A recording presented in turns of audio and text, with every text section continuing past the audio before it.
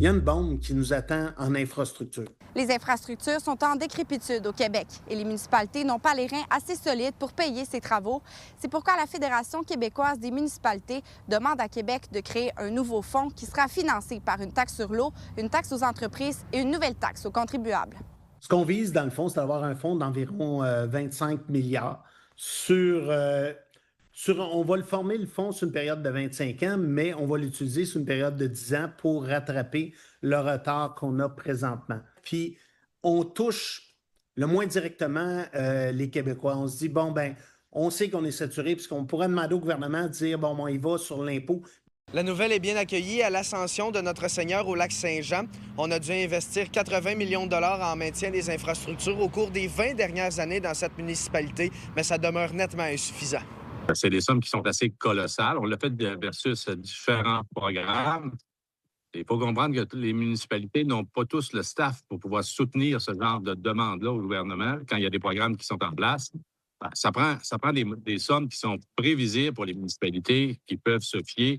Et là, on peut monter des programmes. Je pense que les partis politiques, les gouvernements, doivent avoir cette vision-là de faire en sorte que nos actifs, nos équipements,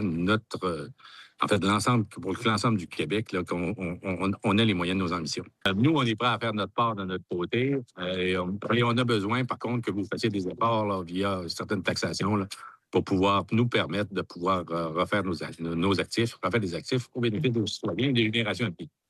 Seules les entreprises payant la taxe sur les services publics contribueraient au fonds. On parle principalement d'Hydro-Québec et des entreprises de télécommunications. Une taxe que les gens ne connaissent pas tellement.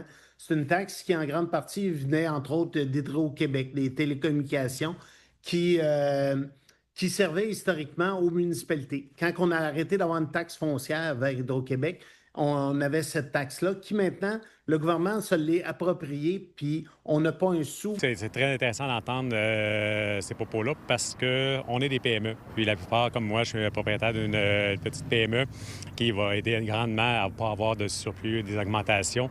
Alors, comme président de la Chambre de commerce, qu'on côtoie beaucoup d'entreprises qui sont des PME, ça va aider énormément à entendre ces nouvelles-là. Puis je crois qu'il y a des fonds aussi qui vont être mis à l'intérieur pour plus de 25 milliards, si je ne me trompe pas. Alors, ça peut être juste un avantage pour nos entreprises d'ici. La FQM devait rencontrer les chefs des partis de l'opposition mercredi et devrait rencontrer la première ministre jeudi pour présenter son projet. À Saguenay, Xavier Lemieux.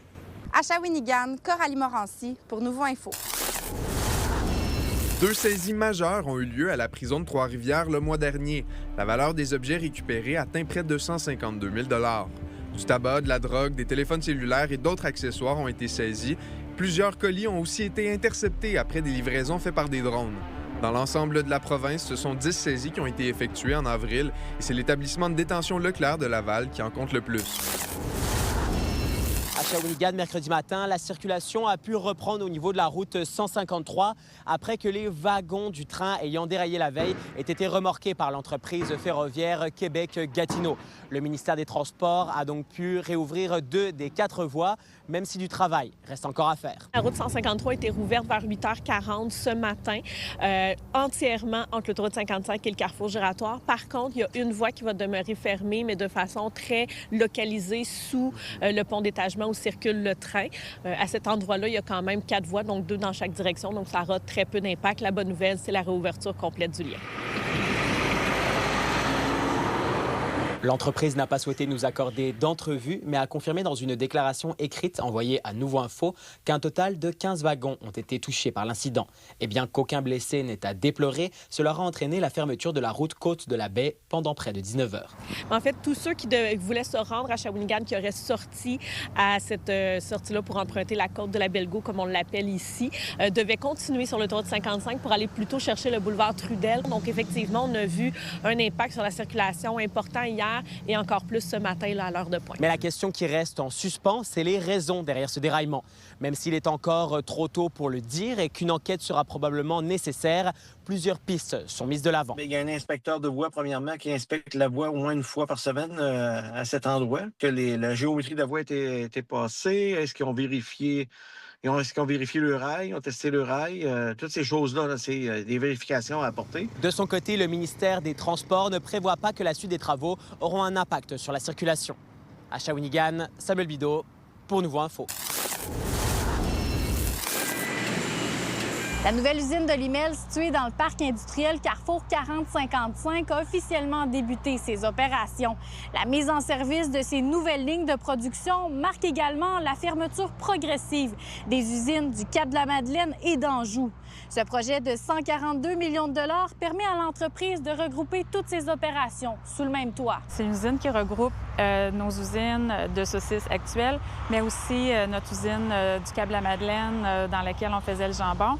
Puis aussi, on a rajouté des opérations de tranchage. En centralisant ces opérations du côté de Trois-Rivières, Olymel souhaite réduire le transport entre ses installations, améliorer son efficacité et diminuer son empreinte environnementale. Nos capacités de production vont augmenter. Au niveau de la cuisson, on va augmenter à 24 millions de kilos. Au niveau de nos lignes de tranchage, à 17 millions de kilos. Avec l'ouverture de la nouvelle usine, l'usine du Cap-de-la-Madeleine a été fermée. Ses employés ont été relocalisés ici au Carrefour 4055. Et du côté d'Anjou, les opérations vont cesser progressivement et les employés vont être relocalisés dans les autres centres de Limel. Depuis le 11 mai, on a intégré les 130 employés du Cap-de-la-Madeleine. Cette nouvelle usine se veut à la fine pointe de la technologie, notamment avec l'intégration de l'intelligence artificielle dans ses opérations. Au niveau des lignes de tranchage, on a des robots qui font la mise en caisse, la pelletisation, puis aussi on a des chariots qui sont autonomes. La production du côté du Carrefour 4055 va augmenter progressivement dans les prochaines semaines au fur et à mesure de l'ajout des prochaines lignes de production. À Trois-Rivières, Frédéric Bacon pour Nouveau Info. Sherbrooke solidifie sa place de leader dans la recherche sur l'éthique grâce à une aide financière de l'Agence de la santé publique du Canada. Cette somme d'1 million de dollars sera dédiée essentiellement à la plateforme de surveillance ETHIC. Au départ, c'était juste au Québec et ensuite, on a ajouté des provinces.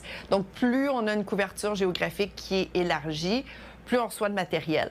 Dans les dernières années, maintenant qu'on est pan-canadien, on a environ autour de 25 000 soumissions par année. C'est une soumission qu'on a eue hier. Donc, on a ici, c'est une tique américaine du chien.